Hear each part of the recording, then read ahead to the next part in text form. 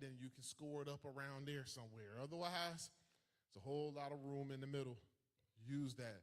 Olympic style, that means use a decimal point. Hmm? Oh, yes, yes. Thank you. I'm going to get that in 1 second. While I'm explaining this, poets, if you are signed up on the list, could you please go out into the lobby? You know, I was feeling so good. I forgot all about that. If you are signed up on the list, please make your way out to the lobby, and I shall continue. So, use a decimal point for your score. 5.5, 6.7, 7.2, 8.3, 9.6, boom. All right, please use a decimal point as much as possible because otherwise that creates ties. We do not like ties here.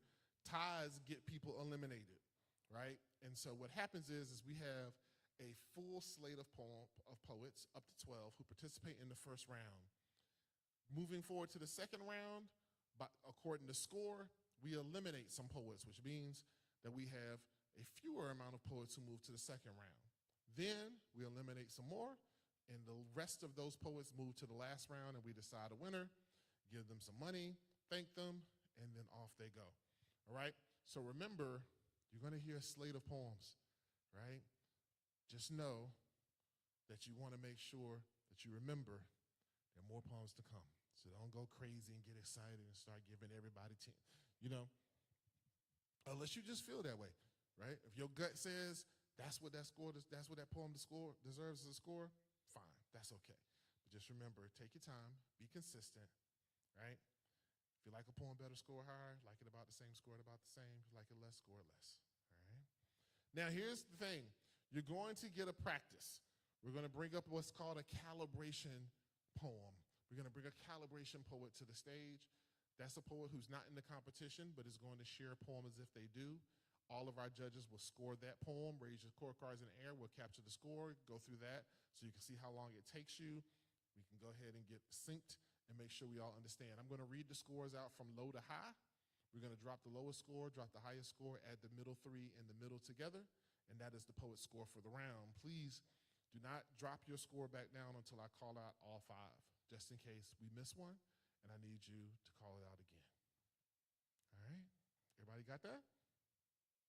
Judges, you got that? Cool. Here's the thing, audience. I don't even know who the hell we just gave this power to, okay? We gave a lot of power to 5 random people. I don't know what the hell they're about to do. So what we need checks and balances. So here's the thing about this. You can't heckle my judges. We need them. They're important. Can't throw anything at them. Judges, we got you. We'll make sure if we need to walk you to your car, it's fine. You stand strong in your thoughts and your beliefs and your perspectives, okay? But here's the thing, audience. I don't know what's about to happen. What I do know is every time a poet gets done, one of these scores is going to be the lowest. At least one of these folks is going to be foul. Guess what? You need to let your collective voice be heard. That means you need to boo the judges. That's right. We get to boo the judges around here.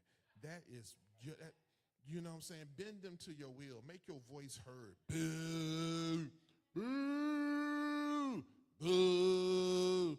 That's right. You need to let them know, don't do that no more. What in the hell was you listening to? That ain't right. That ain't the right score, right? Judges, they just mad because they ain't you. Ignore them. Who cares if they boo? Let them boo.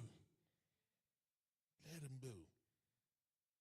People, you see how they lit up and laughed and giggled at the idea you booing for no reason? That's why you got to boo them. They already hungry with power.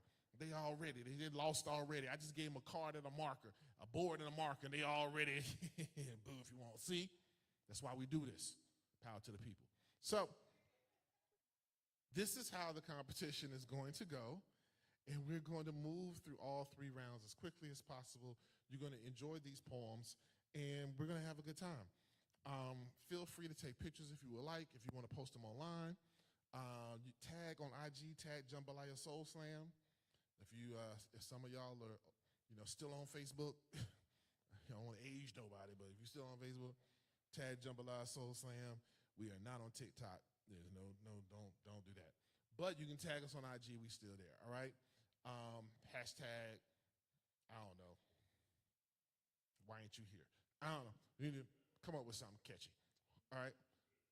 So, if you, wow, y'all have, was it that funny? All right. So here's the last thing that I got to make sure we do before those poets walk back in here and we get this slam started. First thing is put your cell phones on silent or vibrate so that they do not go off in the middle of someone's poem. Please, I do not want to hear someone's phone go off in the middle of someone talking about all their heartache and pain. It is both depressing and hilarious. And I just don't want to be torn like that tonight, okay? All right? I've seen it happen.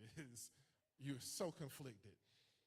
Second, whispering is an art form. If you have not mastered it, tonight is not your night to practice. We can hear you. You do not know how to whisper. Stop trying it, all right? Text the person next to you. Both of y'all got y'all phones. You know you do. If y'all came together, just text each other. Stop trying to whisper. You don't know how. All right. Third, I know don't have flashbacks because you're sitting in pews. I don't need the church finger. If you need to step out, just step out. Okay? It's amazing. Every month, there's always somebody that get up to go to the bathroom and they can't help themselves. They just start to have a flashback. Like, I'm looking at them like, you know there's a poetry show. This is not Sunday. I am not pastor. You can just walk right on out. It's okay. But I know we all have flashbacks. You do not have to do it, all right? Just relax, enjoy yourself, and have fun, and we are going to make this thing work. I'm pretty sure that at some point in time here, probably Ashley Lumpkin is probably going to bring me the list of poets because that's what's going to happen, and we're going to be able to get this thing kicked off here. Once again, I'm so happy. I think we got like 8 or 9 poets on the list, which means we're going to have a wonderful night. And if there's any poets out here, you're sitting out there, you did not sign up, you're watching, that's cool. You can look this month, but next month, sign up. Sign up. This is an opportunity for you to get a piece of the stage. You don't have to memorize nothing. Like, it's a relaxed atmosphere for you to be able to share your thoughts and ideas. Huh? Well, you know, I'm getting ready to tell you who the calibration poet is right now. Did you bring me that without the clipboard? Did you bring me that without the clipboard?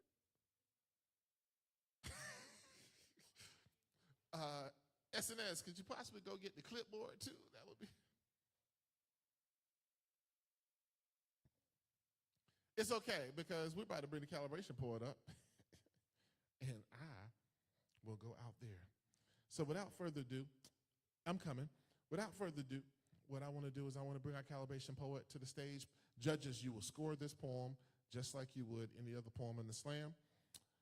This poet, this amazing poet, so excited that she's here. Y'all, please put your hands together for Ashley Lumpkin.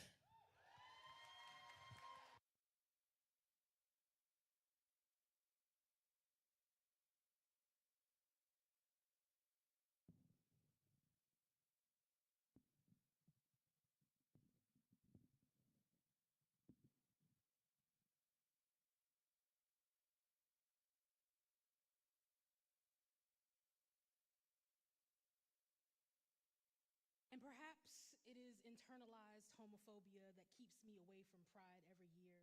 It is hard to be proud of a thing that still separates me from my family, the church I grew up in, no matter how much my therapist tries to convince me of my right to be. Or it could be the fear of crowds, the parade itself and the people who protested, or fear of the police that show up with strange definitions of protect and ambiguous loyalties around who they are serving. The first Pride was a riot, they say. A police raid on the space we created for safety. We are often told where we have the right to be, then punished for our existence, corralled, then attacked like lambs to the slaughter. But what if there is no other choice? The unisex bathroom in the school's back hallway is the only one our trans students are allowed to use. The bullies stand outside and pick them off one by one. What do you do if the walk to your classroom becomes a shame parade? Have you ever played Smear the Queer? Heard a cop whisper dyke under his breath as he slips in and out of the crowd? My students ask me every year if they will see me at Pride. I ask if they are bringing bricks, and they just shake their heads. They have not been taught about the riots. Know they can call out their bullies by name. They have an elder of whom they ask questions and do not know what a miracle it is. I do not know what Marcia had in mind when she shouted, "I got my civil rights." Was it marriage, insurance, a family to come home to, at the very least, the right to just be? Something more than a brick in hand, glass in the streets, blood-soaked pavement, and abuse from police. At a parent-teacher conference, a father asks about the bathroom, asks why I allow his child to use the one designated for freaks, calls his daughter by his dead name, and mandates we do the same. When she cries, he strikes her open palmed across the face.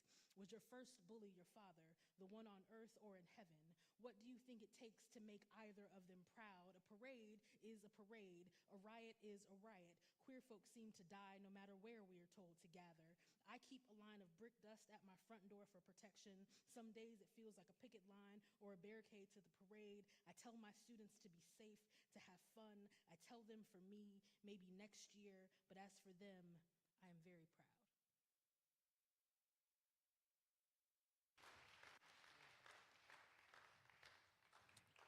All right. Judges, what say you? This is that moment. You write a score down. All right. We're going to see. This should be the longest it takes you all night to figure this out, because after this, you're going to get better at it. You're going to have heard some poems. It won't take you so long to be able to get that score written down.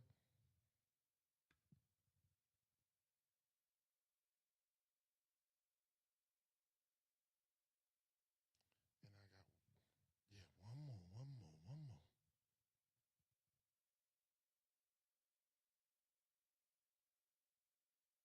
Boom, there you go. All right.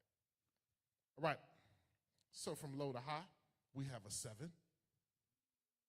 Oh, see, it's okay. This is that moment where all of y'all realize how y'all are all nice people and you really don't want to boo. But it's okay. All right? It's totally fine. You got to get it out first time. We're going to do this again. We have a 7, 8.4, a 9. No, I'm sorry. We have a 7, an 8.4, 8.6, a 9, and a 9.7 for the poet. Y'all applaud the poet? So now y'all got it. Now you're always going to boo the first number, but you can keep booing if you want. And then we're going to clap after and applaud the poet. It's always about the poetry and the poet. Don't worry about the points. That's a 26 for the poet. Y'all applaud the poet one more time. Keeping track of everything over there is my slam coordinator. That's Miss Wendy Jones. Y'all make some noise, Miss Wendy Jones. And we are ready to jump into this thing. We have 9 poets in the first round. We'll have 6 in the second round and 4 poets in the final round to determine our winner for this paper thin slam. We have the poets performing in this order. We have A.W. Jackson, Baylor, Janelle, Chantel, boom, Chantel, SNS, Stephen Miko, Angela, Jordan, and Lonnie. Y'all make some noise for all of the poets.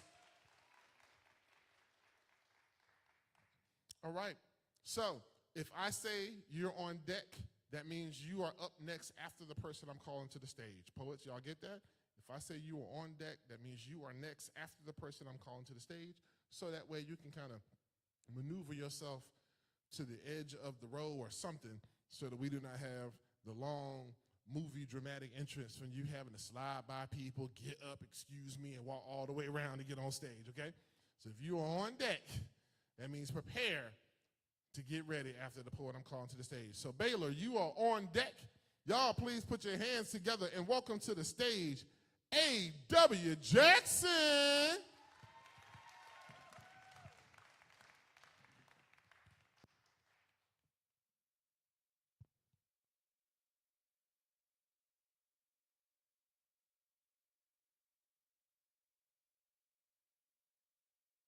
What's my safe space? It's a space that no one knows about. It's a secret. Shh. So don't tell anyone if I told you. Wait, how ungodly of me. I speak false truths. One person knows of this space. But hey, you tell my wife about this space. I tell you that I have to see a man about a dog. My safe space, eh? A place where I feel secure with all the elements in front of me. Hey, did you hear about my safe space? A feeling I get to experience every day. I often smile frequently when no one is watching. It's an intimate place. So don't tell my wife about this place, or I'll kill you. Because once upon a gloomy winter's eve, Adam killed Eve. See, that's messed up and gory because he had her brains splattered all over nature's soil. Then in blood next to Eve's body in red, against the rigid, dark walnut brown tree.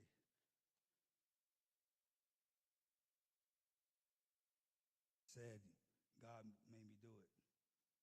See, that's a dark, twisted tale indeed. But I just wanted to test my limits in my safe space. Because I get to space too. If you tell my wife, she'll look at you with x-ray eyes. Because she doesn't know of this space. What's my safe space, you ask? An environment that is protected by descendants. A place where knowledge is currency. And if you want to buy anything, you owe a piece of your intellect. A space where infatuation is that in the atmosphere. So you have no choice but to taste it. My safe space no one knows about. And if you tell my wife of this space, I'm exhausted repeating myself. You get what I'm trying to say.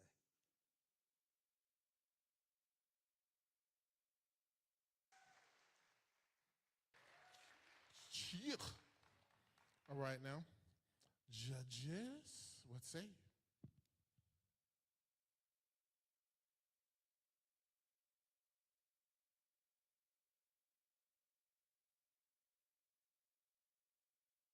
All right. From low to high, we have a 5. We have a 6, a 7, a 7.2, and a 7.3 for the poet. Y'all applaud the poet. That's right. That's right. Love on the poet. Love on the poet. What? 23.2 for the poet. Y'all applaud the poet. Janelle, you are on deck. Y'all, please welcome Bayla to the stage.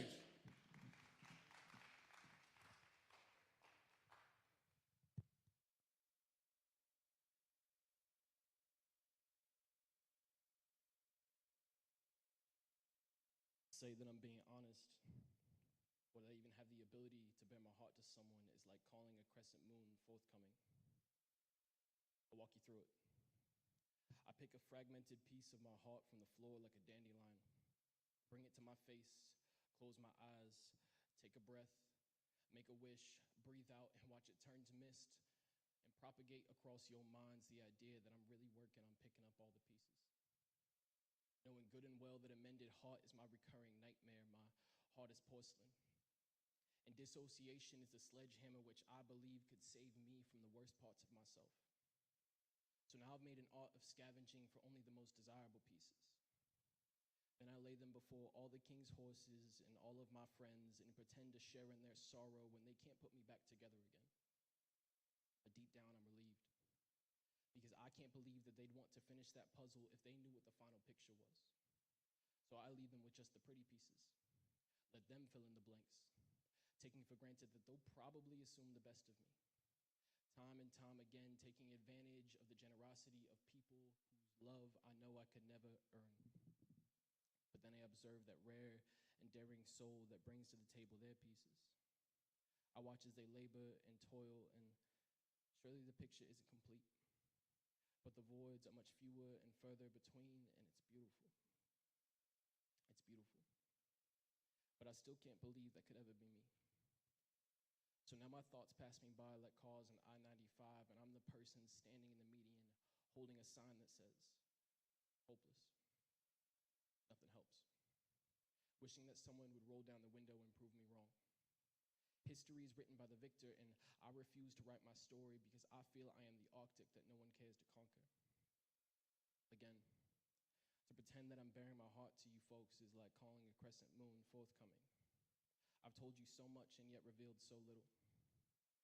I'm willing to talk about my pain, but not what causes it. I tell you that I've hurt people, but not how many and not how bad. I tell you that I'm weak, but not how weak. I'll tell you that I'm an addict, but not what I'm addicted to. I'll tell you that I'm ashamed, but not what of. I tell you that I dread leaving this earth without having been truly known by at least someone. But still less than I dread how they might respond when they see all of me. And I'll prove it to you.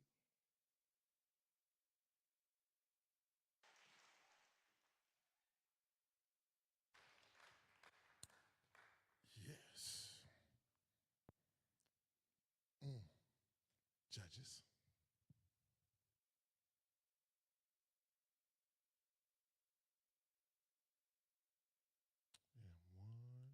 And one more score. From low to high, we have an 8, an 8.5, an 8.6, an 8.7, and a 9 for the poet. Y'all applaud the poet?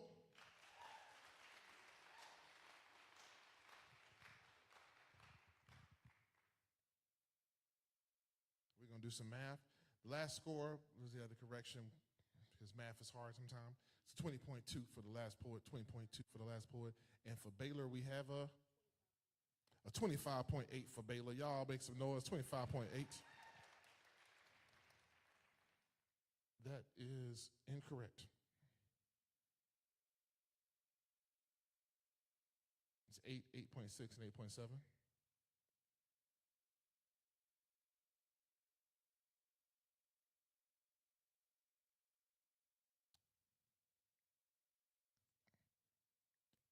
It is a 25.3 for the poet. Y'all applause. 25.3 for the poet.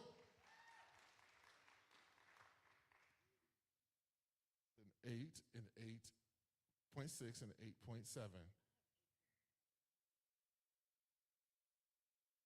Oh, you know what? You're right, and I'm wrong.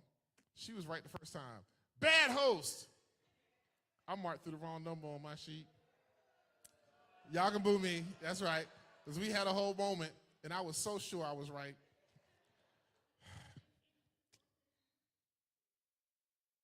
Yeah, that's what folks be saying at the house. I know. Most days I would have been right. It don't work. It don't work. That is a 25.8 for the poet. Y'all applaud the poet? Chantel, you are on deck. Next up, y'all please welcome Janelle to the stage.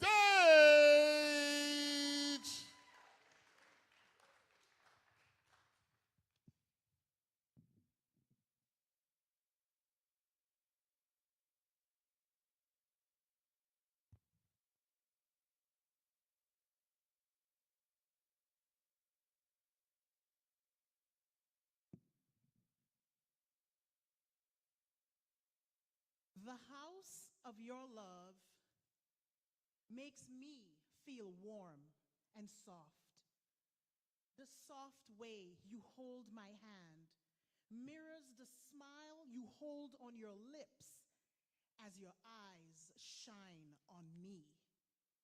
You shine your light of love into the very depths of my soul and illuminate the darkest corners of my crawl space with the heat of summer.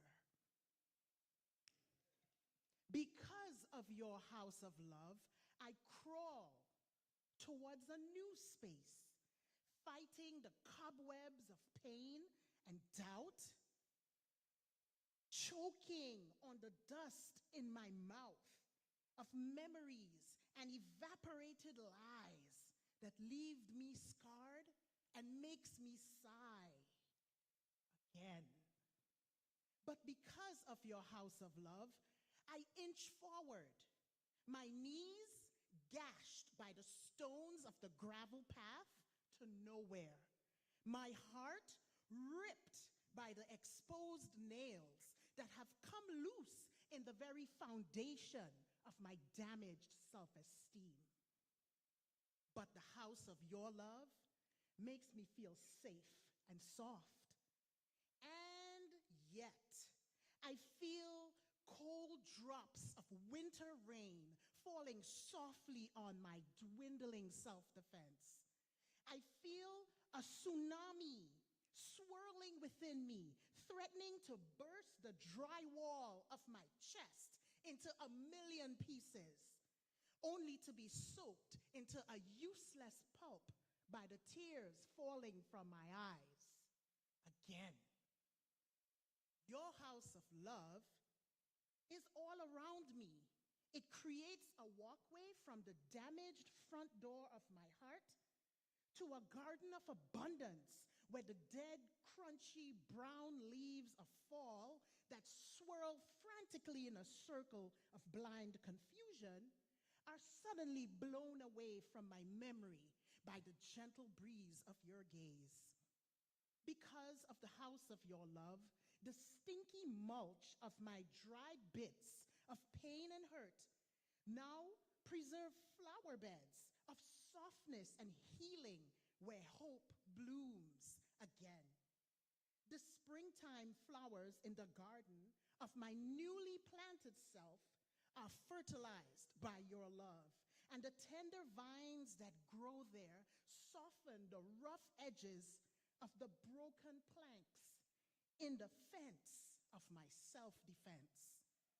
I fight the threat of more rain from the clouds of my pain, and I reach through the broken fence to finally hold your outstretched hand that held me through the pain. Because your hand is home.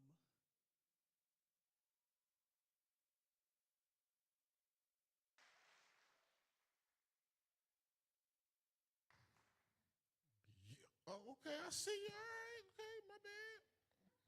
You done got comfortable with the judging, all right? He like, look, I am ready. I am here. I am judging.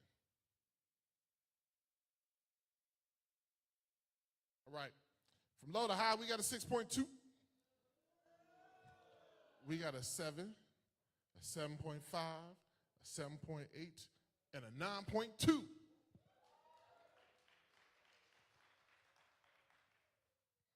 That is. Oh, don't worry about that.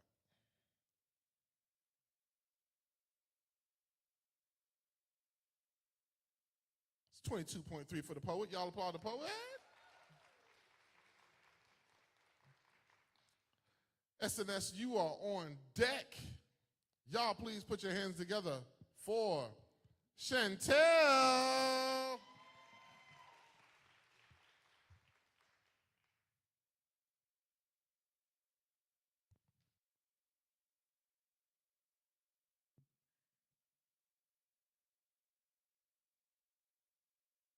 Old sayings.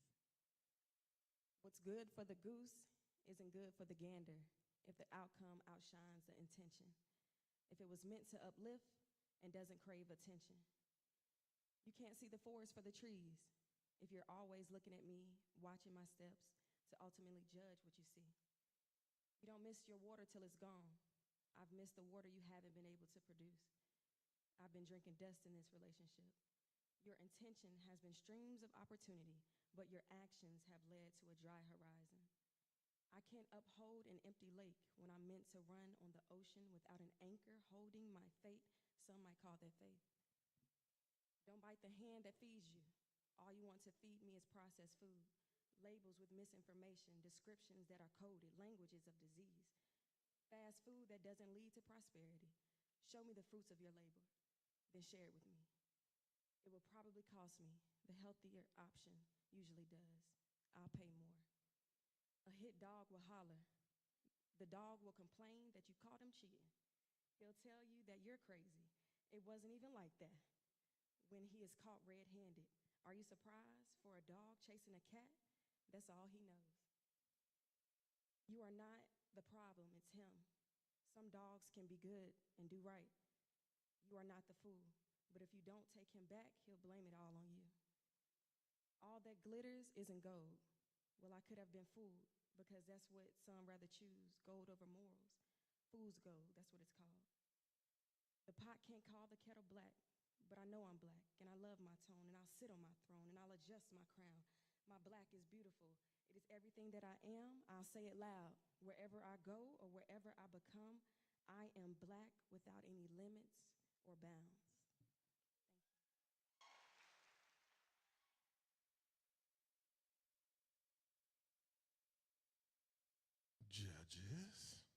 Y'all doing great, judges. Uh, uh.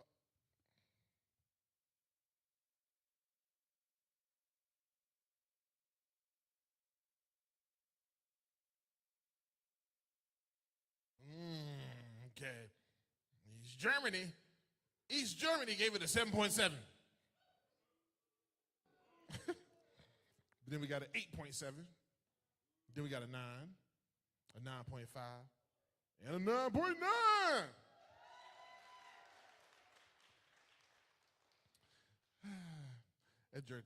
What's the score? That's 27.2 for the poet. Yeah, 27. I'll applaud the poet. For anybody wondering in slam, if when someone gives a low score, we call them East Germany. Some of y'all are not old enough to get that joke. It's okay. You know.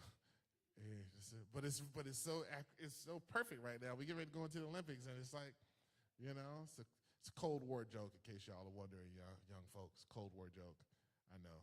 You're like, and all right. Steph and Miko, you are on deck. Y'all, please put your hands together for shaken, not stirred.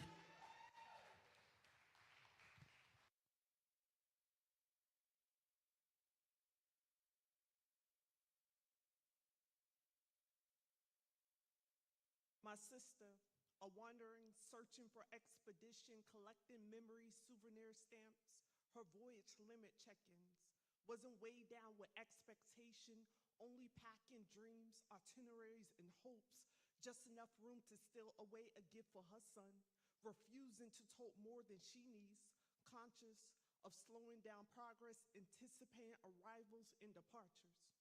We don't talk much about airports and passports since the passing of my sister. My nephew carries abandonment, a suitcase of forgotten memories. The wear and tear on his memory treads, layover becomes permanent. He is a map of unanswered questions, a heavy load, desperately trying to find his way back. Yet, the airspace is uncomfortable, uncontrolled, hard to unpack his feelings when he's stuffed with resentment, his future, over the weight limit before departure and concluding some dreams can't board, some memories must be taken out, carrying heartbreak baggage that doesn't fit in the overhead bracing for a rocky takeoff, a journey without his mom to guide or embrace him, with counsel flights to a normal childhood stuck in a state.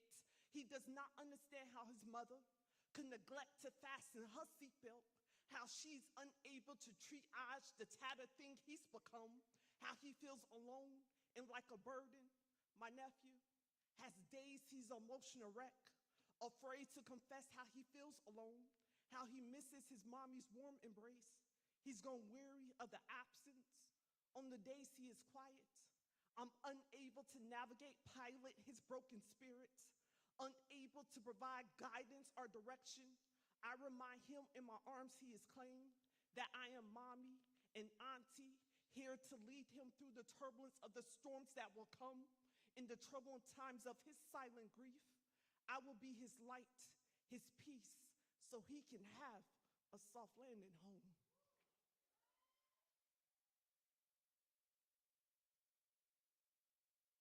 Okay. All right, judges. What say you?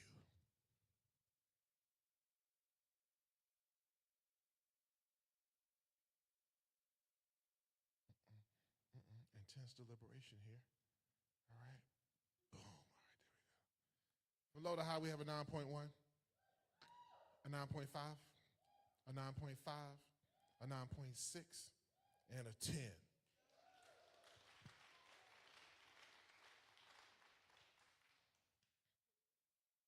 That is a 28.6 for the poet. Y'all applaud the poet?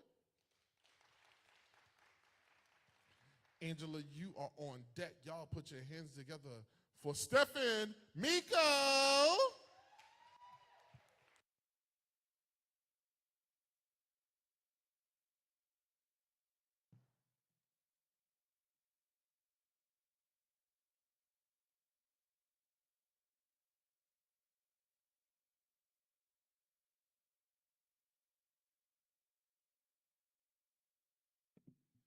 Memoirs from the group home meeting.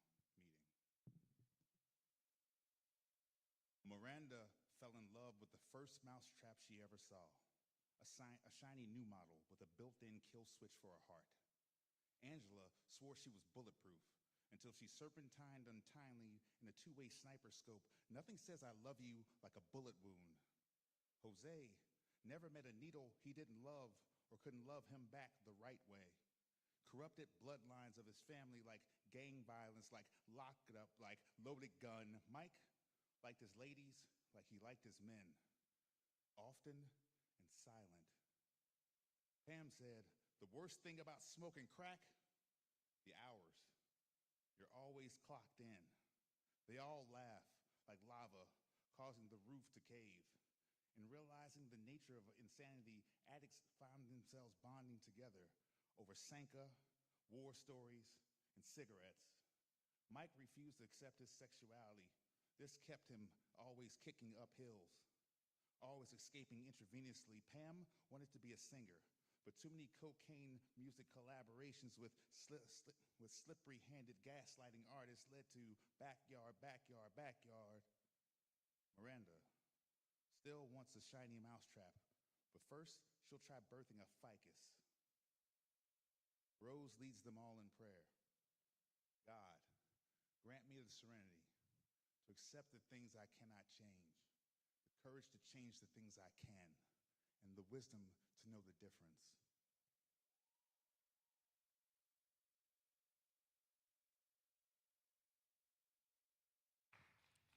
Judges.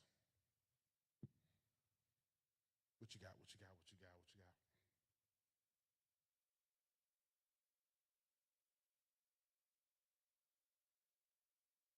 Boom. From low to high, we have a 7.6. We got a 9.5, a 9.6, a 9.8, and a 10.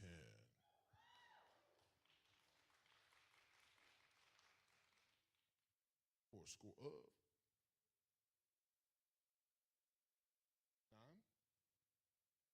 9. 28.9 for the poet. Y'all applaud the poet.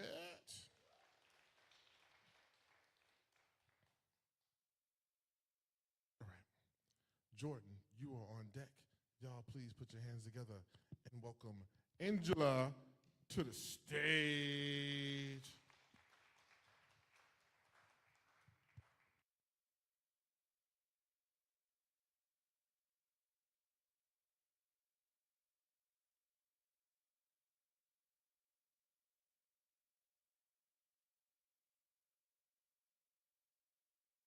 You know what?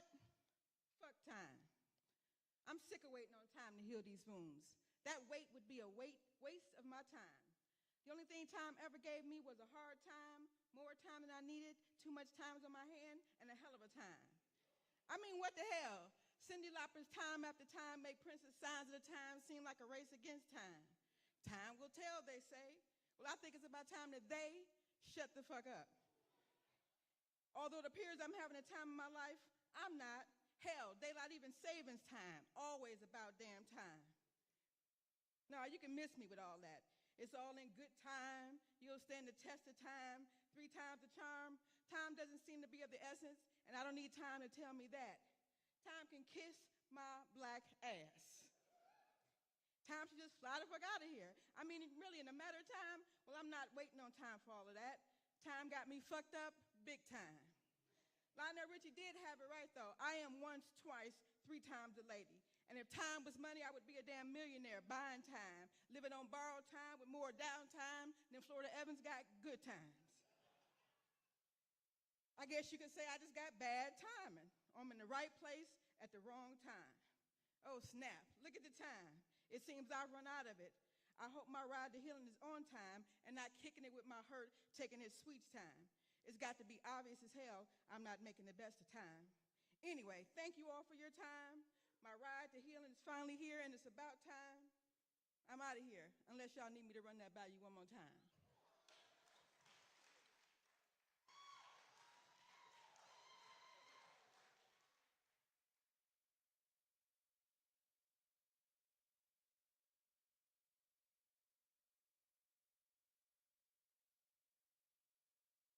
Sorry.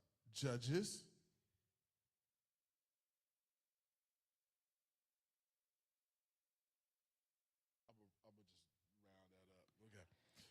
From low to high, we got 8.8. We got a 9. We have a 9.7. And then we got a 10 and a 10.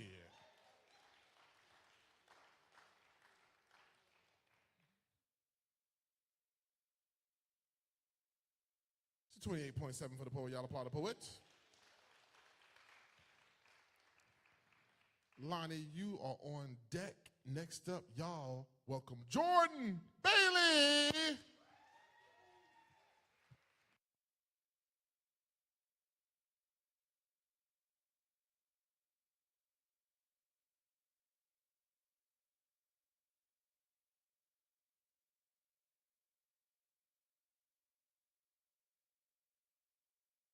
I have been fat my entire life. At first, it was the first trigger to pull. My body has always been the biggest target for bullies. Now, I got so tired of the elephant in the room, I graciously became him.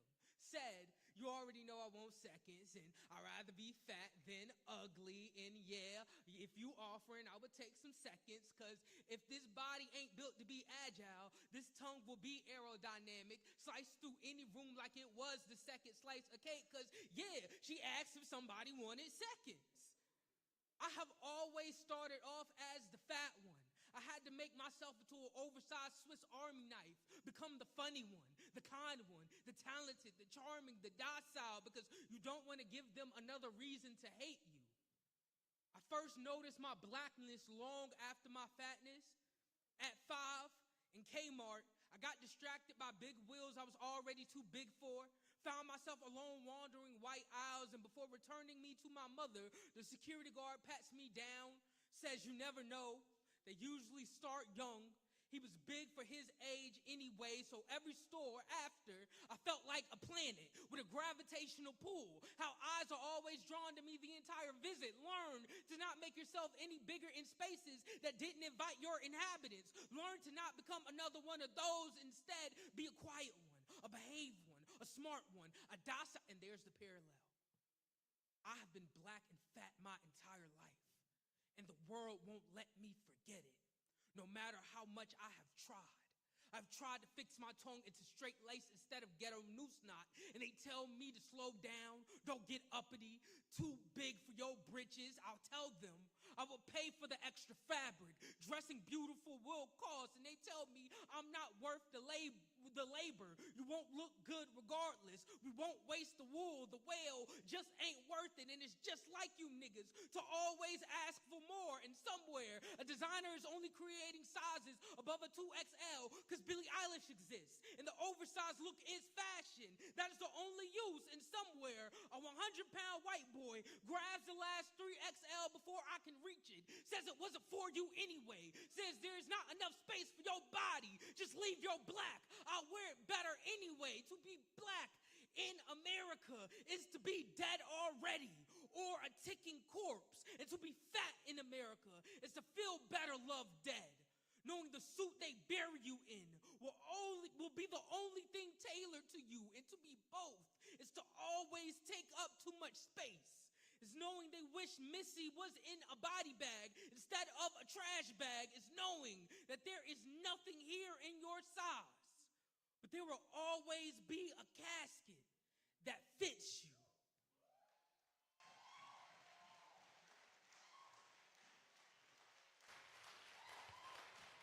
Judges, what say you?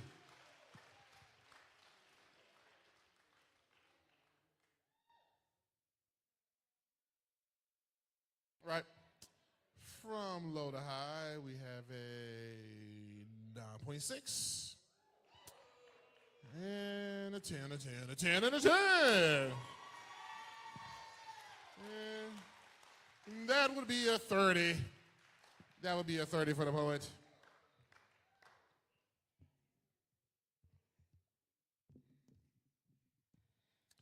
All right, y'all, please put your hands together and welcome Lottie to the stage.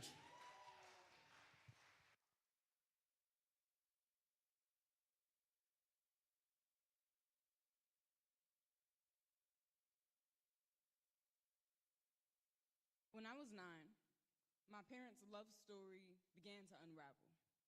They say that a woman leaves a partnership mentally before physically, but I watched my mama's feet lead her mind and her mouth.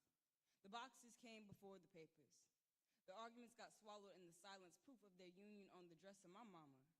Got away with taking everybody down with her when her fairy tales become trauma-ridden, so our house became the bank's. And I spent the next decade watching her search for a home and everything and everyone since. When I was 15, I saw every way my mother would bend herself for a man who should have never been able to reach her.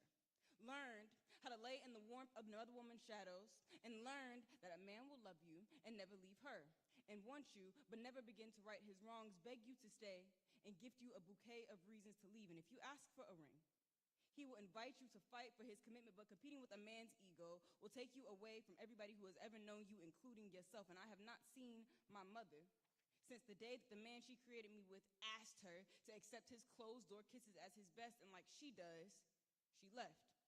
And she taught me everything I know, so believe me, I know bending. Spent half of college twisting denial around my tongue. Hated the taste of my first love being a lie, so I was always leaving. And they say home is where the heart is. So I was back as fast as I should have left him, and like my mama showed me, knew how to sleep in the warmth of another woman's shadow. I left the truth of my self-worth, picked up denial, and kissed my way into chaos for the second half of college, and I learned I could only stay if he let me. Can't do nothing about his self-sabotage being all he got to lay with the night, and part of me understands.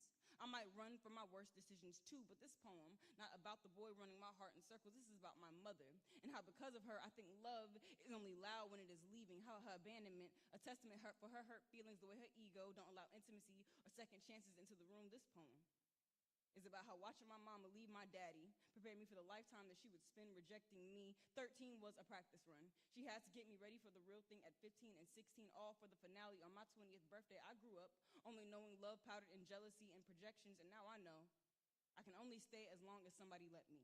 Can't do nothing about a person who self-sabotaged all they got to lay with the night, and I don't blame her. I would run from my worst mistakes too, and I know for her, starting over is a whole lot easier than apologizing to her daughter, but I am still healing from a story she was quick to start. Began to write, but not committed enough to continue, because growing in real love take time. Don't leave at the first sight of a challenge. My mama think this is a fairy tale, but I love in reality, so I don't wait for love to pick me. I pick me. Know that I am chosen so long as I show up for myself, and she will never feel, see, or believe that anybody could ever choose her, so long as she does not choose herself.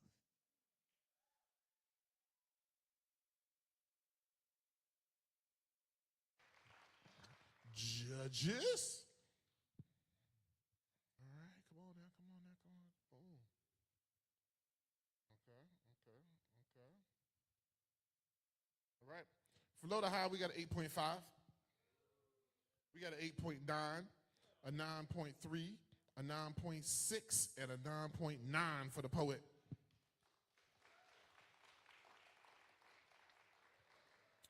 Boom, which is a score of,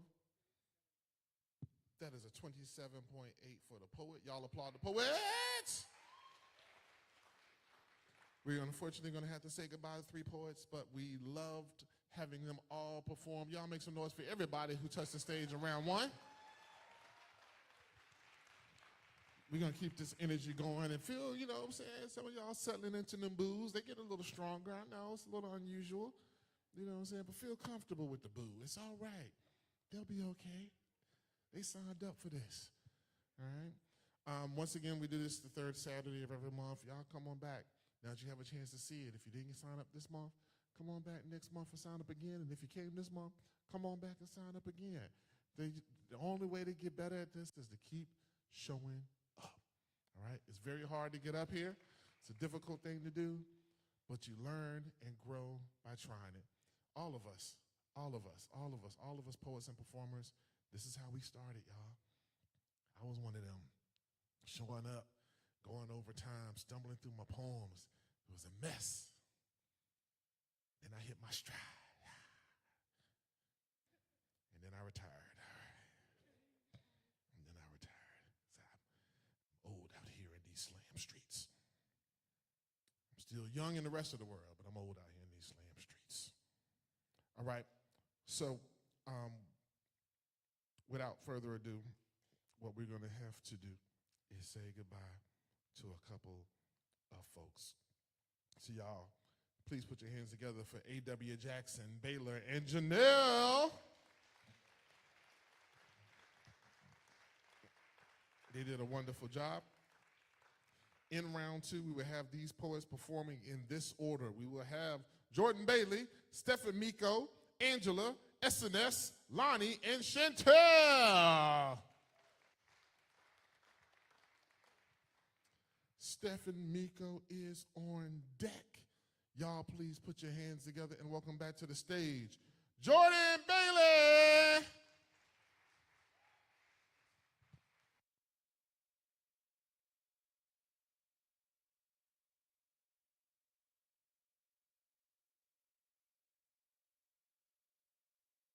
In response to constantly being asked for a funny poem, here's a joke. A guy's driving on the highway 20 miles over the speed limit, gets caught by a state trooper. Trooper says, "Well, sir, I've been waiting for you all day." And the guy responds, "Well, officer, I got here as quick as I could." Y'all like that one, right? It ain't mine. I learned it strictly for this poem. I am not funny on purpose. Like, I say shit and people laugh, but I know the difference between a comedian and a joker. Here's a joke from the Joker. Two patients escape a psych ward. They make it to the roof. Panicking, trying to get across to freedom, one guy gets a plan, says, "I got this flashlight, right? If I shine the light across, you'll be able to walk on the beam to safety." The other guy is like, "Are you nuts? You just turn the light off when I'm halfway." Yeah, I ain't get that one either. I heard it while I was in the psych ward, though. My roommate told it to me in between trying to scrape the white off the paint. We learned to laugh about the things that we feel are true. So I chuckled through I really wish it would have worked the first time. You know, who can't kill themselves? My first poem was a suicide note. I assumed it would be my last. That's not funny. Here's a joke. My first attempt ended because the belt snapped. You want to make God laugh, show him your plans. He'll show you a broken buckle, and the joke should be a joyful one. But now I just get really sad putting on jeans. Here's a joke. I do a poem about being afraid of my own hands. How I don't really want to die. I just not want to be here to begin with. A poet says, "Damn, can we get at least one funny poem?" The joke being, this is only for amusement. And everybody wants to feel good. He thinks I am excluding myself from that. He wants to turn my funeral into a laugh factory, my cremation into a roast. Here's a joke. My teacher showed me poetry, thinking it would help me express myself.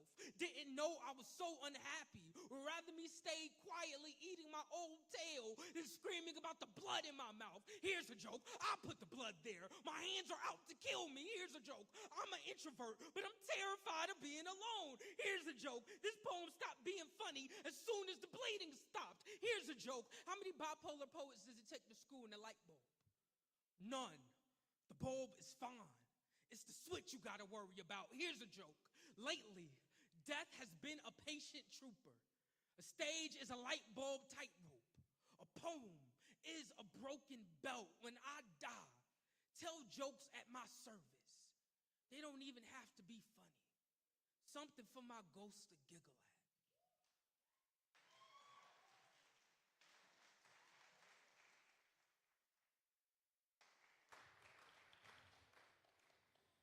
All right, judges.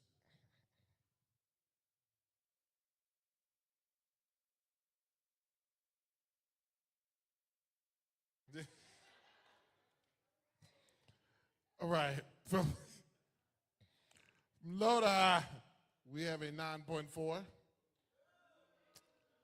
And a 10, a 10, a 10, a 10.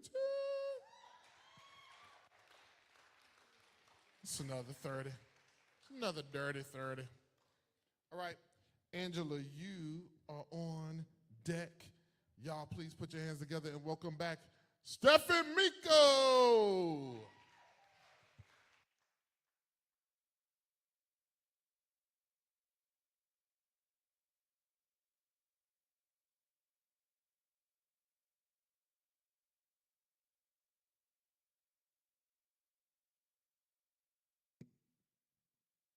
True story.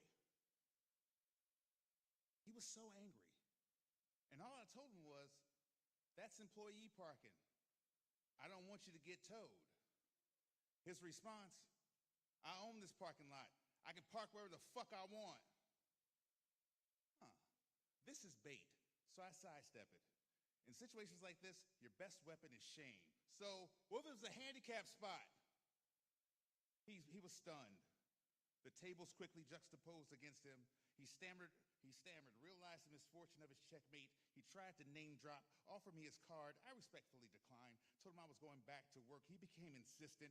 There was something about people who own things, make they think that they own you. I totally lost my part. Makes you think they own you. He played big shot, some parking lot mogul. I take refuge behind the bar. He calls me names, hey buddy, whistles, says there's no sign. Show me where the employee parking sign. So I take him up on his offer, follow him back out Waddle style to the parking lot, show him the offending sign. He melts, turns shipwreck, looks at me like I put out his fire. Understand, just because I work for you don't mean shit.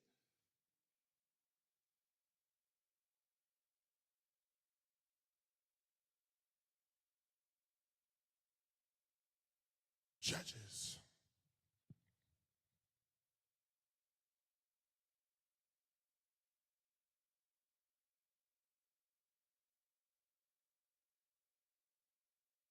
Right, from low to high, we got a 6.5, a 6.8, 7, 8.2, and an 8.2 for the poet.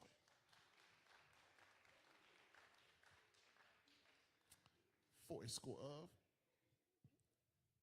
that is a 22 even for the poet. Y'all applaud the poet. SNS, you are on deck. Y'all put your hands together for Angela.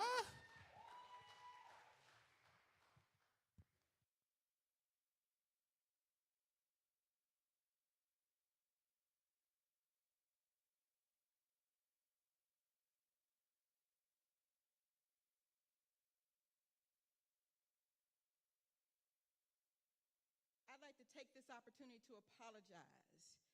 You may not think it's necessary, but you don't know what I know.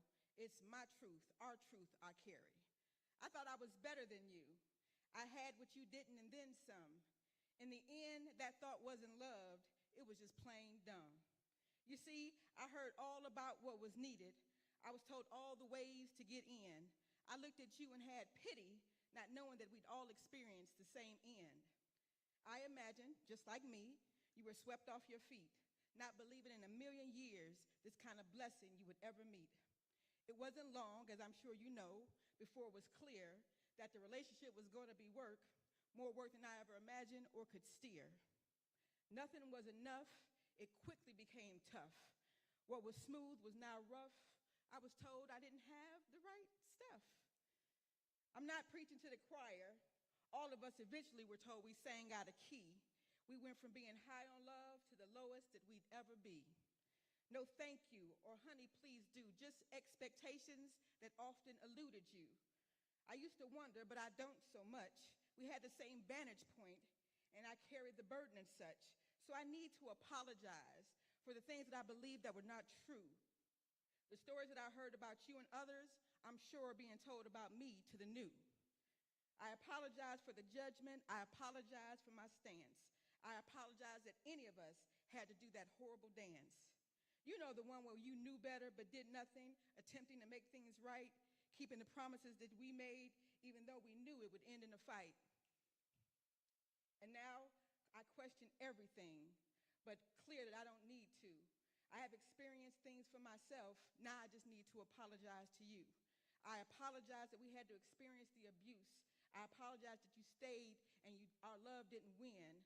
I apologize that we were made to feel like it was our fault. And I apologize that our love wasn't enough and treated like sin. The good in it all is that we're out. And I'm hopeful that you too are better for the lessons learned.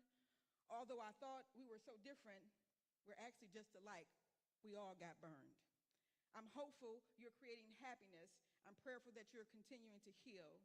I'm hopeful you'll accept my apology, and I'm thankful that we all survived, and I hope that we always will. Sincerely, your sister from the same struggle.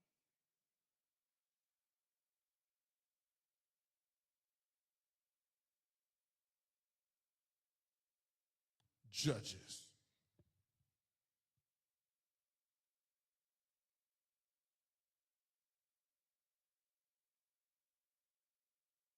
All right. From low to high, we have a 7, 7.2, 7.9, 8.3, 8.7.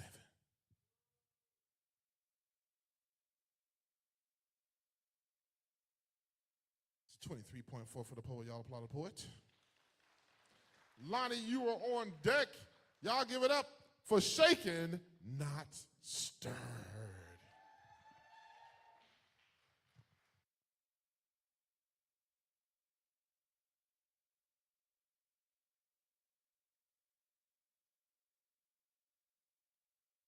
They say Jesus was a carpenter. Better yet, an architect. I once let myself fall for a man who was God's likeness, or so I thought. Yet in Matthew, Jesus states that those who hear his words and do them are wise builders. They have built their homes on rock-solid foundation. What happened when his voice thundered? And when your hands can no longer hold this relationship? Will the rainstorms cause me to drown in torment? Does a rainbow kiss the sky as a promise of my worth? God doesn't treat us as our sins deserve, nor pay us back in full for our wrongs. You told me soulmates know everything about one another. My body's home to memories, haunting for an exit. Bullets and target collides, serenity shattered into several pieces, have scrapped and bruised the inside of my throat. I divulge anyways, break apart my body so you can eat. Ain't that communion? Tell you about my childhood trauma. Ain't that confessions? Tell you I cheated before I was sure about you. Prior to you, I never experienced love, just heartbreak. Your hurt earthquakes us, left us in aftershock. Your trauma yelling over mine, your disgust roaring with rage as you slap me around with my truth. Ransack my past, push words out with fury. I become the bag your voice punch. We sink. This is a curse instead of blessings. How will angels be my safety net? This home crumbles under pressure. Disagreements are trauma rooted in no redemption. Scripture says, those who hear his words but fail to live them are foolish builders. Incorrect measurements, not obeying the blueprints of to build a homely relationship, producing shoddy work with faulty materials. This frame was never level. How on earth can the inspector give a green light to move forward? This body retracts into itself, becomes a bomb shelter. Sorrow detains me. Remorse has a permanent resident in my gut. This house settles, shift, slowly shows its imperfection. It cracks, still away glimpses into crooked windows, hoping to get a different perspective. Grief is a war cry that refused to escape. I am just here, a tenant. Doubts refuse to move out. I cannot send an eviction notice. You refuse to give me a second chance. Memories are hidden in the sheetrock. I'm reminded why I prefer things buried. This truth is too big to be tucked away in the cracks, so I fold up the thoughts of forever. You told me men are not made to be hurt.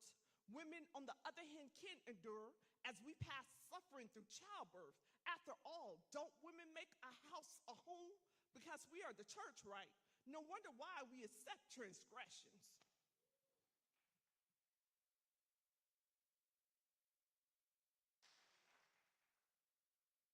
Judges, what say you?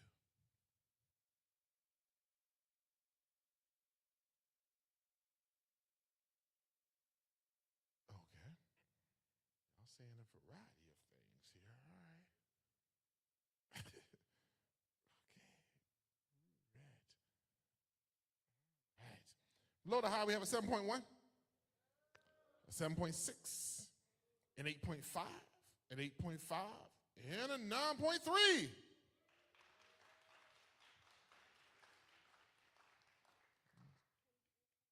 $24.6. Chantel, you are on deck. Y'all, please put your hands together and welcome Lonnie back to the stage.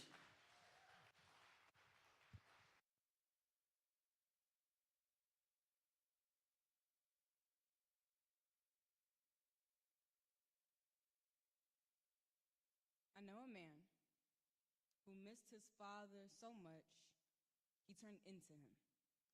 Say, he got all his best qualities from his mama, but his love feel like the abandonment wounds that's been bleeding all over our love story. He leaves at the first sight of a fight, evades accountability and apologies, but runs to dress everyone in a blame that only he can fit. I know a man who promised me a forever he stay forgetting to show up to. Give silence and absence like collector's items. I have more boxes of his betrayal than his loyalty. He posed to be a proper gentleman, but he closed doors faster than he hold them open. Asked me to lead the love he saved, prayed for our first Valentine's Day. I spent weeks thinking of all the languages that I could love him in, and he spent days practicing how fast he could say that he did not want to see me again, and unconditional love was his biggest request. But his reciprocity did not know my heart's address. This, not the type of absence that make my heart grow fonder. I grew up swallowing loved ones' exits for breakfast, so disappearing acts have a tendency to make my heart wander. Blessed to be raised in the birthright to live as a queen. So I cannot accept a man's crowns encrusted in his inconsistency, who want me to build his demons and hold all of mine, then ask me to build him a legacy out of my wasted time. Understand when you come to me, I'm to be somebody's wife. Committed or in solitude, I still remain the love of my own life. Improvement on my mama's design. Prophetic, so I know that abundance is graciously mine. Love is patient. Love is kind. Knows grace, and while it is forgiving, it's quick to tell red flags and toxic cycles, access denied. I have mothered my own wounds. Threw myself a welcome home party to celebrate after burying my broken so new beginnings could blossom beautiful. I know a little boy walking around in a grown man's body. My little girl has loved him in every timeline that we've crossed in, but I cannot wipe his tears before he's cried them. He does not believe a godly love could ever find him, so I alchemize songs and prayers as salves for his hurt. Hope he escapes the prison of his mind enough to discover the depth of his worth. I have spent countless risings feeling stranger in my own vessel. And only then did my village's love save my mind from playdates with the devil. Who better to know a man's sadness, looking for solace, than a person who spent their lifetime feeling like an unwanted daughter? Send my unwavering love as an answered prayer. Do not let hate build a foundation meant for grace, because don't we all deserve a love that does more than just make space? So in making true on my promises, I ensure that even if I am not present, the abundance of my love is timeless.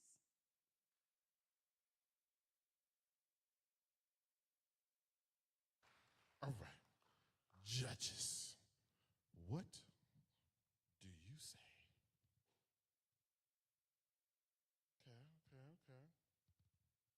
Boom, boom. All right. For Loda High, we got an 8.1. We got an 8.2, an 8.5, an 8.9, and a 9.6.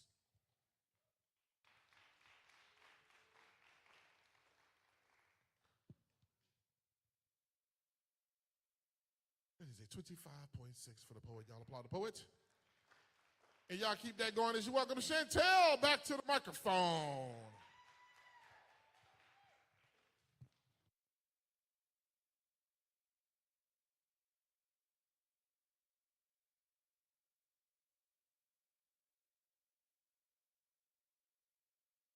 Wildfire. You are uncontrollable, the essence of a wildfire.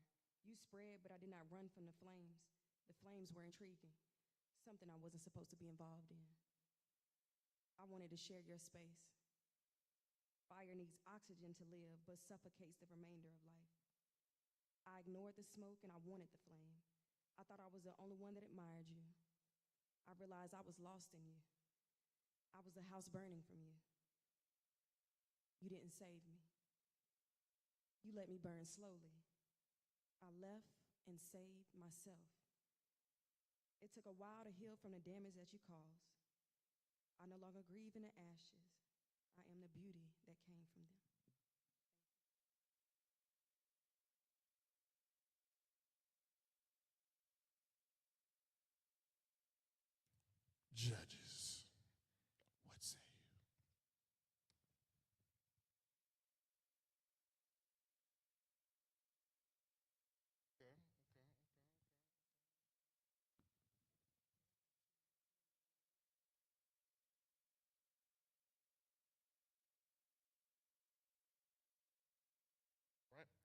Low to high, we got a 7.3, 7.7, an 8, an 8.5, and an 8.7 for the poet.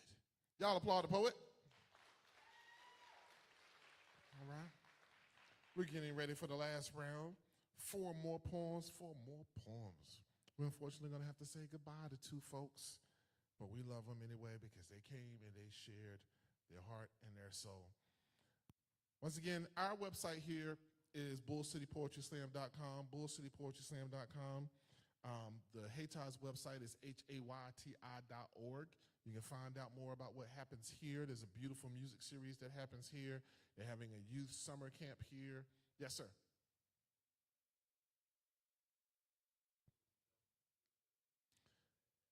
Film Festival films will be shown this Thursday. There is an amazing film festival that has existed here for almost 20 years, showcasing a variety of filmmakers and particularly also highlighting and uplifting BIPOC filmmakers. So y'all please, so find out about that. It is a renowned film festival known across the world.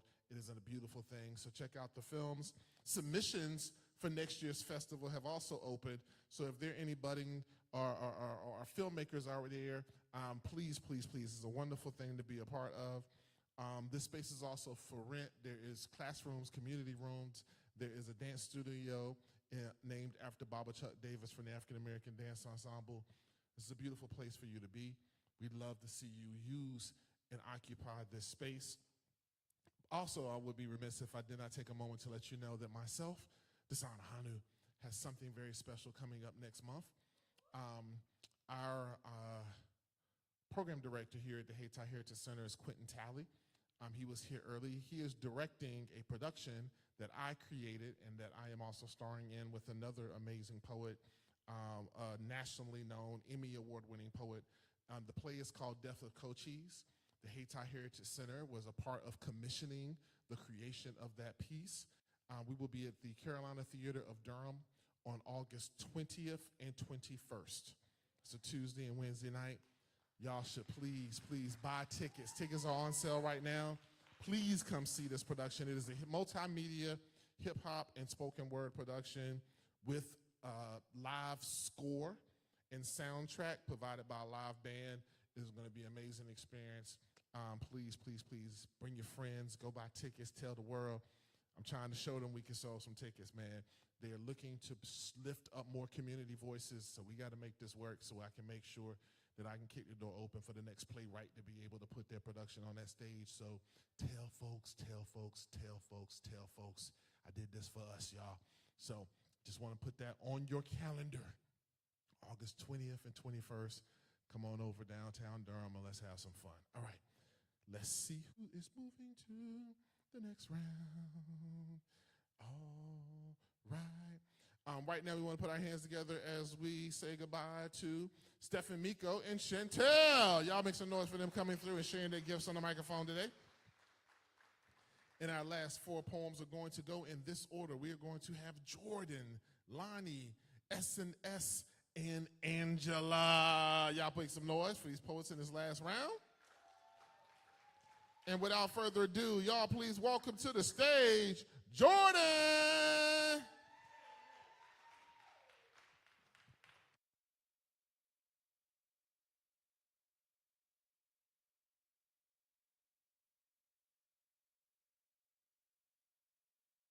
Hip-hop was birthed out of necessity, something to hold the bones of the boys when they are done making headlines out of each other. This poem ain't for the boys. It's just about them. This poem is for the music for the boys. The swan songs for the boys gifted wings as parting gifts. They say the blacker the berry, the sweeter the juice. I say the darker the flesh, then the deeper the roots. I give out to my sisters on welfare because first ghost story I ever was taught was about the boy who named himself Martyr. Said he brought death knocking. Says Vegas is for taking chances, and he was known to gamble with his life. The year I turned older than him, they said his name like myth, like he never happened. Just an idea to galvanize behind, but the boy was real. The boy did live and breathe and died a burning star. a savior on a Crown Vic cross. They sang his name for decades. They flooded the street with the sound of his lamentation. Now a boy dies and he is just smoke. He is just a pack, just a memory, a passing fade. Dying is fashion now. You Micah Mary or Machiavelli, Billie Jean or Billie Jean. Christian Dior, I know a boy whose song had so much replay value. He repeated history, became his namesake. Smoke, a cloud of potential. Them boys brag about popping. Our stars are always caution tales. Don't shine too bright out of your jurisdiction. They've killed bigger names than you, you know. You know, Brooklyn still mourn the biggest, you know. Every city got a ghost they pray to, and my city gonna mourn me like Mac Dre in the Bay, like Scott LaRock in the Bronx, like Compton do Nipsey. The Grim Reaper do victory laps outside the cemeteries, and the graveyard look like the Sorcerer Wars. There was a boy. His birthday party became a mausoleum. There was a boy. They left his car running with blood chasing out the driver's seat. There was a boy. Old Block named him King. He just had to die first. There was a boy. They nicknamed him Rocket. The world froze at his takeoff. There was a boy. He met a meal in the middle of his meal. What soap gonna ever get them plates clean enough to save his soul? There is a boy. He begged for us to sing about him when he is gone. He threatened to turn the other boys into songs, and there are boys I only know because they are songs. Hip-hop was always meant to be a culture of communion, with the music being the gospel, but now the music is a lullaby to the next life. The beat will send you home before the beef does. We sing of our deaths, ignorant to the power of our tongues, and when the boys die, they're forgotten. But their deaths will be sung about forever.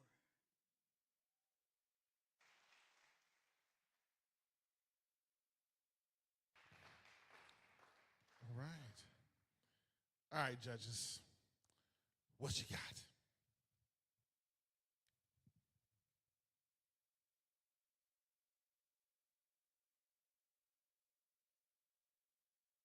All right. We got an 8.5, a 9.3, a 9.5, a 9.7, and a 10.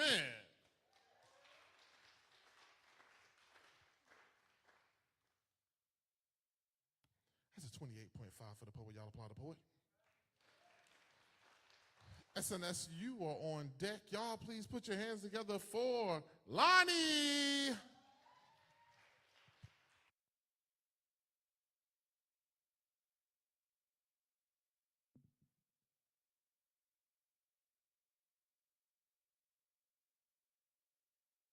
With ganja in my nose and gunshots in my ears, sex is dressed in dollar signs on Holloway Street. Poverty lined up at the blood bank, cracks in the concrete resemble the state of the hood painted over, taxed, and resold. Across town, terriers are being walked through the MAC. CO2 moved out south Durham, my city growing, but ain't holding space for my people. Green Book City got the whole world watching, reaching, and taking. New opportunity, not for Green Book people, only those under grandfather's claws, cause ain't it just like them to discover something and make it new? I mean, who don't like city life and Southern charm? But the effect is my childhood getting wiped before my eyes. Fayetteville Street, the mecca of our black community, gonna take you on the ride of your life. Lumps, potholes, and half the street missing. It's gonna feed you, and only like the kind of money that folds if you go straight and make a right. Step into what many know as a war zone. The streets gifted them trauma before hands could touch bliss, but we don't talk about that. When shots go off in the MAC, in the village, or Cornwallis, it is silent when black boys are to become men before they ever began to be children, when systems are robbing them of their innocence and make jail cells their playgrounds, when some of us lay down with red and blue for nightlights, count sirens instead of sheeps, timeline a memorial for classmates, balloons, crosses, and teddy bears to pay tribute at all the corners. The corpses are keeping capitalism alive. Schools pay tribute to white supremacy with buildings dripping in their blood. They got 12 posted up in all the hallways, but newcomers think shit is sweet. I remember real peace. Hillside and Southern on Fridays, South Point, Northgate on Saturdays, and we Southern, so we like that Sabbath on the Sunday. This new Durham, been manufactured, reconstructed. This new Durham, act like the hood ain't been going hungry, like downtown has been the spot, and everybody love my city best, gentrified. closer to whiteness. And it's just like y'all. To think the struggle ends because you can't see it no more. Love something best when it's repurposed and repackaged. But my Bull City is black as fuck. My Bull City is authentic. Got bimbe, beats and bars, and Black August is the Durham that everybody used to call rough. Ain't suddenly lit.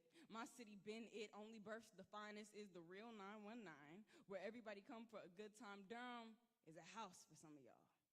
A pit stop, a quick place to stay, but Durham, for me, Durham gonna always be my home.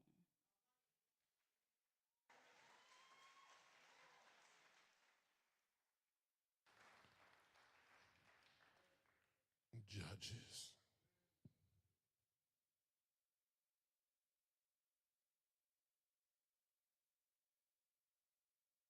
Come on, come on, come on. All right, from low to high, we got a 9, a 9.2, a 9.4, a 10, and a 10.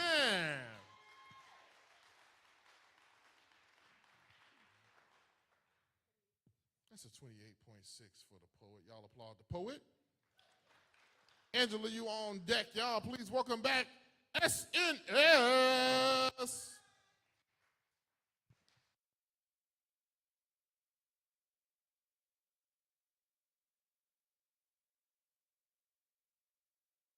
My brother aspirated, unaware of its effects.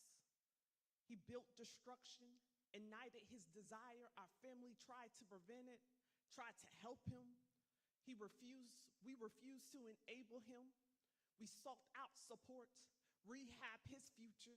He made scarce places, idolized his own yearning for flames, inhaled the impulses. His diaphragm contracted with negative pressure, the hallelujah smothering in his windpipe. He set his dreams ablaze.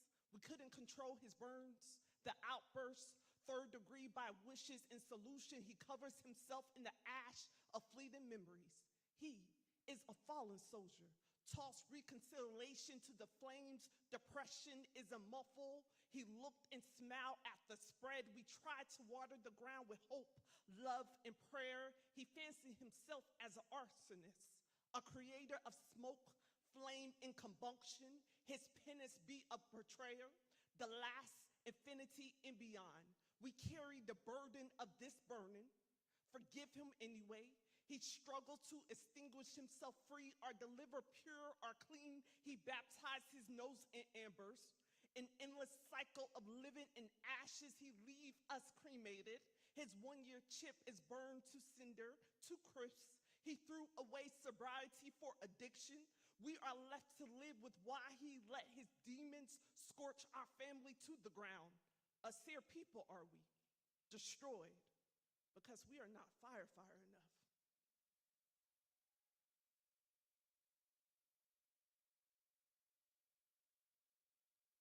All right, judges.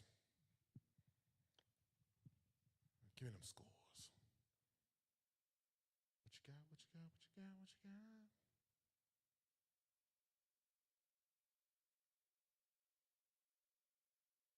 All right, for low to high, we got 7.9,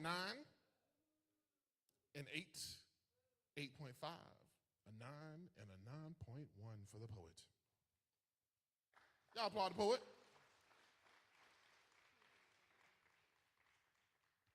That is a 25.5 for the poet, y'all. Please put your hands together and welcome Angela back to the stage.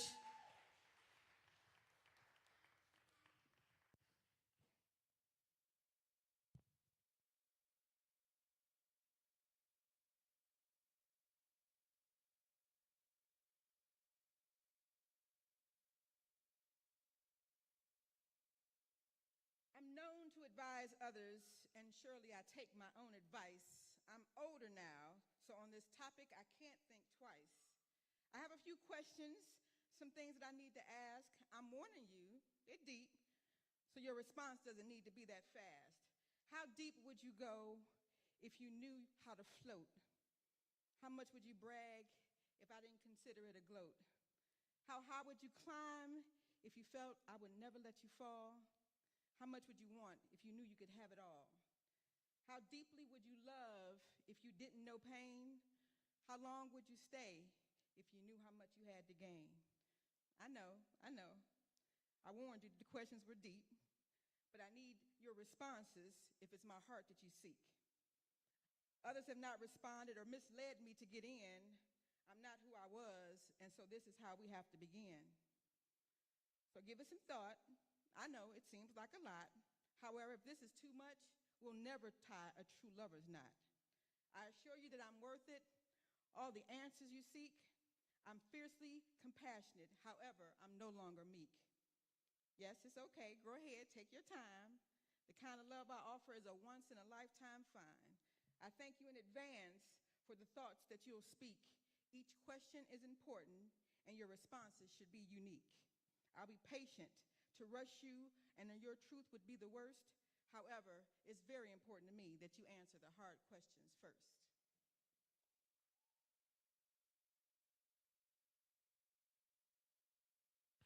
All right, judges, one more time. Write them scores down, raise them in the sky, wave them from side to side.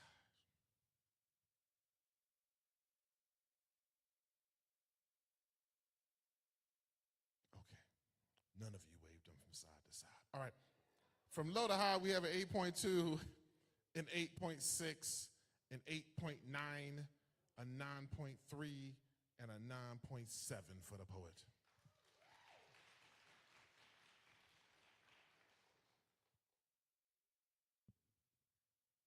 It is a 26.1 for the poet. Y'all applaud the poet. Put your hands together for all four poets: Angela, Shaken Not Stirred, Lonnie, and Jordan Bailey. Do you really need to do that? Do you? I mean, but but is it complicated at the top though? Uh-huh. Yeah, that was just okay. All right. Ignore us. We do this all the time. All right. Without further ado, y'all, judges, when you get ready to leave, you can just bring your scorecards and all your things up and just kind of sit them at the edge of the stage. I'll grab them. All right. So, without further ado, we would like to announce that so I hope actually what y'all do is y'all come. No, I'm just playing with you. Our winner of our paper thin poetry slam, my first paper thin poetry slam of 2024. Y'all, please put your hands together for Jordan Bailey.